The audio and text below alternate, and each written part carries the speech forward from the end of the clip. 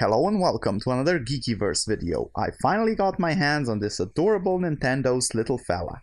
But does the entertainment value hold up to its charming looks? Stay tuned to find out.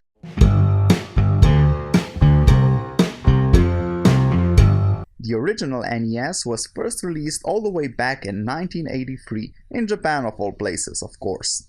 It slowly crept onto the North American and European markets as well, and was the most influential and revolutionary gaming system of its time. Also, the original NES was a herald for console gaming as we know it today. I have plenty of pleasant memories playing on the original, so I was excited for this remake as much as anyone. After all, the Christmas present buying fever finally died down and the NES Mini was restocked. I managed to get my hands on one.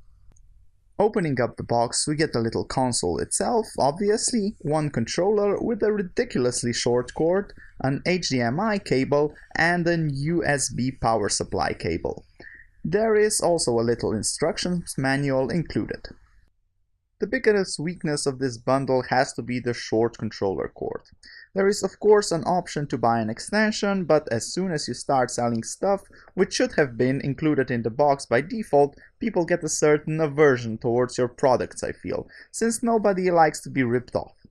The controller itself, however, looks and feels exactly like the original. I don't think putting in two controllers for the price would hurt Nintendo badly either. But again, money makes the world go round, and the second controller is sold separately as well. It's not really that expensive at $10, but still. Also, in this day and age, would it really hurt to just make them wireless? Granted, you can say they went for the old school look, but then again, why did they not include an AC power cable? So we come to my second issue with the hardware, the USB power supply cable. Granted, finding an adapter to plug it in straight into a socket isn't an issue in a modern day household, but still it's kind of annoying not to have the AC cable included.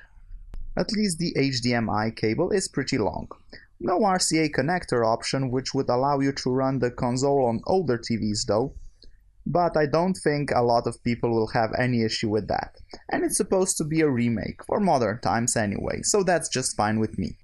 Now the console itself is an accurate scaled down version of the original. The cartridge slot cannot be opened obviously, since the games come pre-installed on the hard drive. The whole thing does actually fit into the palm of your hand, which I have to be honest is pretty adorable. I have seen footage before of how small it is, but once you get it in person, the design feels even more so oddly satisfying. The power and reset buttons are scaled down versions of the originals as well. The reset button actually serves as a great solution to quitting games and returning to the main menu, which I will get to just a bit further on. The manual included, not too extensive or anything, but gets the basic job done, I guess. Now, as we get into the main menu, we get quite some options above. First, we get the screen settings. You get to choose from the usual 4:3 screen ratio, pixel perfect, which is a bit of a smoothed out version, and you can even throw over an old CRT filter for that extra old school feel. Moving on, we get some simple options like playing the demos in-game, auto shutdown, and screen burn-in reduction. You can also choose from 8 languages.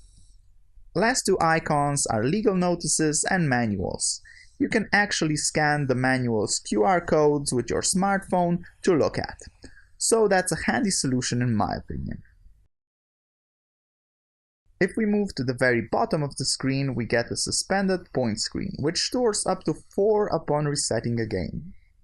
Right in the middle is the all-important select menu, with as many as 30 pre-installed games to choose from, including such cult classics as Super Mario Bros. 1 through 3, Dr. Mario, Kirby, Metroid, Mega Man, Double Dragon, Zelda, Castlevania, etc, etc.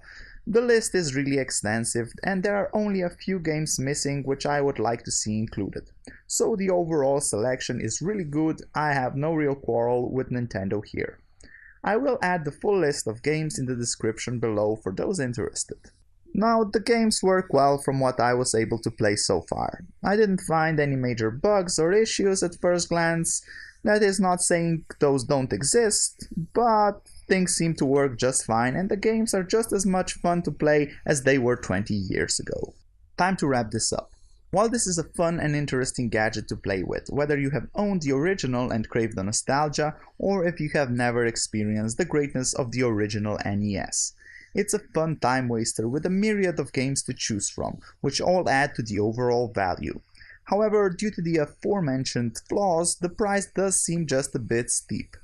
There are many major drawbacks, like the short controller cable and the AC cord, or rather lack thereof. So when it comes to the overall value, $60 still seems a bit of a ripoff. If they would at least include a second controller, I would have a lot less problems with the pricing, to be honest.